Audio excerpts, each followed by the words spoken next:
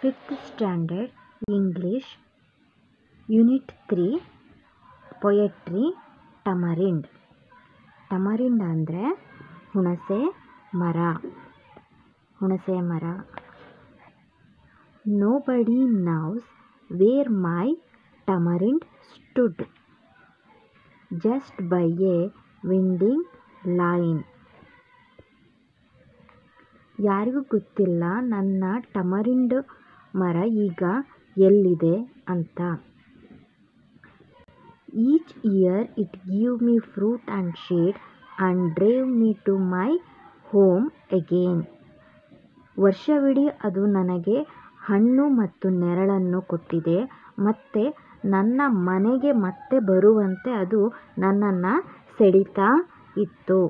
I loved to sit beneath her shade boughs and rest up for a while.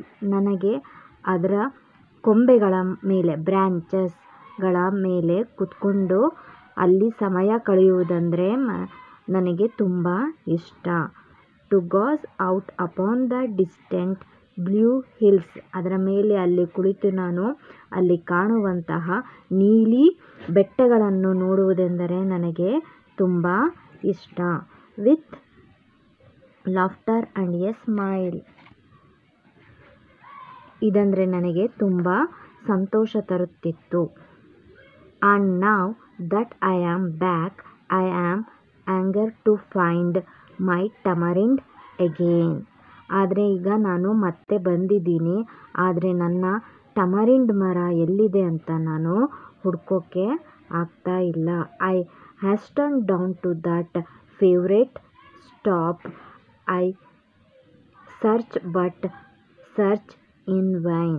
ನಾನು ಎಲ್ಲಿ ಆ ಟಮರಿಂಡ್ ಮರ ಅಂತ ಹುಡ್ಕೋದ್ರಲ್ಲಿ ಯಶಸ್ವಿ ಆಗಿಲ್ಲ. ಇನ್ ವೈನ್ ಅಂದರೆ ಯಶಸ್ವಿ ಆಗಿಲ್ಲ.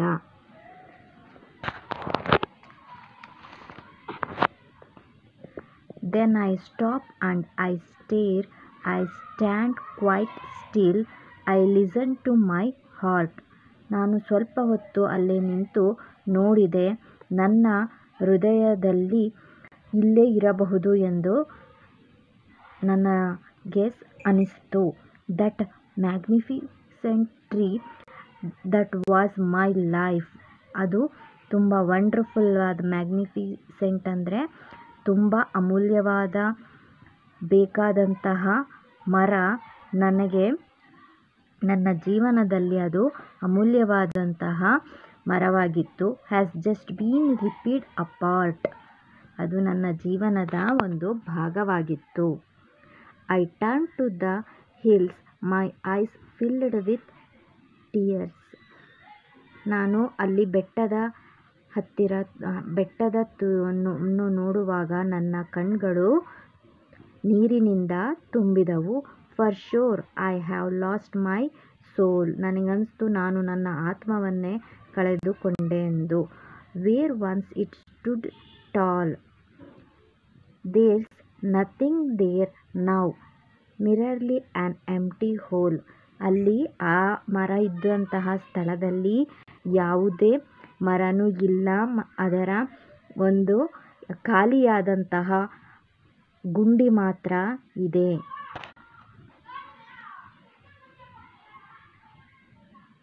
ಅಂದರೆ ಆ ಮರ ಈಗ ಕಡ್ದಾಕ್ಬಿಟ್ಟಿದ್ದಾರೆ, ಈಗ ಇಲ್ಲ.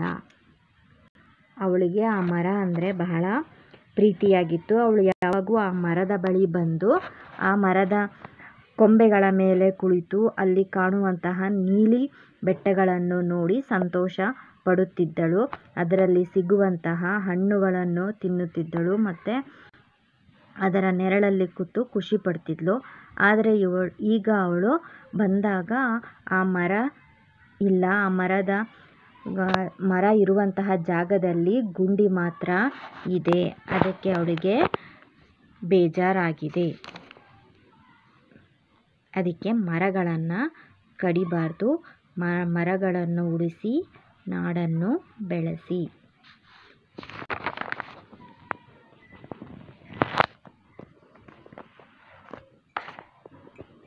What does that tree give each year?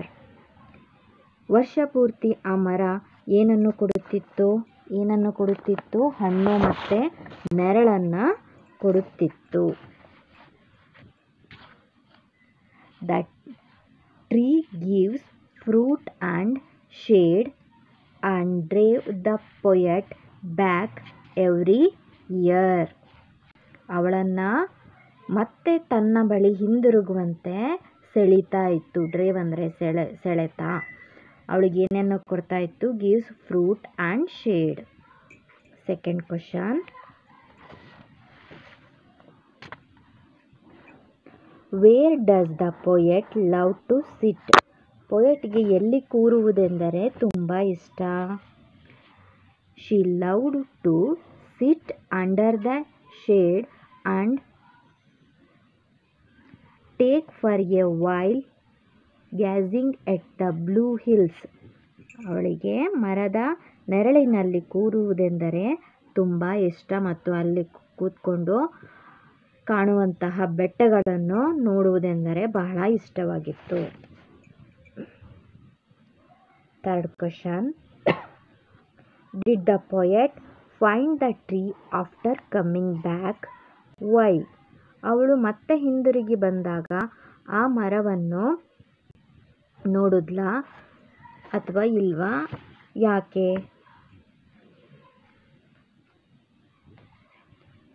She could not find the tree had been cut. ಅವಳಿಗೆ ಮರ ಎಲ್ಲೂ ಕಾಣಿಸಲಿಲ್ಲ, ಆ ಮರನ ಕಡಿಯಲಾಗಿತ್ತು.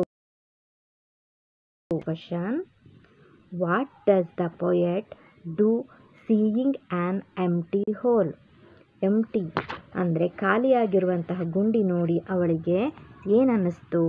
The poet is quite shocked to find out that the tree has been cut. ಅವಳಿಗೆ ಶಾಕ್ ಆಯಿತು. ಆ empty hole ನೋಡಿ ಅವಳಿಗೆ ಶಾಕ್ ಆಯಿತು. ಇಲ್ಲಿ ಇರುವಂತಹ ಮರವನ್ನು ಕಡಿಯಲಾಗಿದೆ. Then poet saw the distant hills with tears. Long ago there was a tall tree standing there, but now there is only an empty hole. ಸ್ವಲ್ಪ ಸಮಯದ ಹಿಂದೆ ಅಲ್ಲಿ ಉದ್ದವಾದ ಎತ್ತರವಾದ ಮರ ಅಲ್ಲಿತ್ತು. ಆದರೆ ಈಗ ಅಲ್ಲಿ ಖಾಲಿ ಜಾಗ, ಬರೀ ಎಂಪ್ಟಿ ಹೋಲ್, ಖಾಲಿ ಗುಂಡಿ ಮಾತ್ರ ಅಲ್ಲಿ ಉಳಿದಿದೆ. ಇಲ್ಲಿಗೆ ಈ ಪೊಯೆಟ್ರಿಯ ಎಲ್ಲ ಪ್ರಶ್ನೋತ್ತರಗಳು ಮುಗಿದಿದೆ. ಈ ವಿಡಿಯೋ ನಿಮಗೆ ಇಷ್ಟವಾಗಿದ್ದರೆ ಲೈಕ್ ಮಾಡಿ, ಸಬ್ಸ್ಕ್ರೈಬ್ ಮಾಡಿ ಹಾಗೂ ಬೆಲ್ ಬಟನ್ ಕ್ಲಿಕ್ ಮಾಡಿ. ಇದರ ಯೂನಿಟ್ 3ನ ಮೊದಲನೇ ಭಾಗನೂ ಇದೆ, ಅದನ್ನು ಸಹ ನೋಡಿ. ಯೂನಿಟ್ 1 ಇದೆ, ಯೂನಿಟ್ 2 ಇದೆ, ಎಲ್ಲವನ್ನು ನೋಡಿ. ದಯವಿಟ್ಟು ಸಬ್ಸ್ಕ್ರೈಬ್ ಮಾಡಿ, ಲೈಕ್ ಮಾಡಿ ಹಾಗೂ ಬೆಲ್ ಬಟನ್ ಕ್ಲಿಕ್ ಮಾಡಿ. Thank you for watching.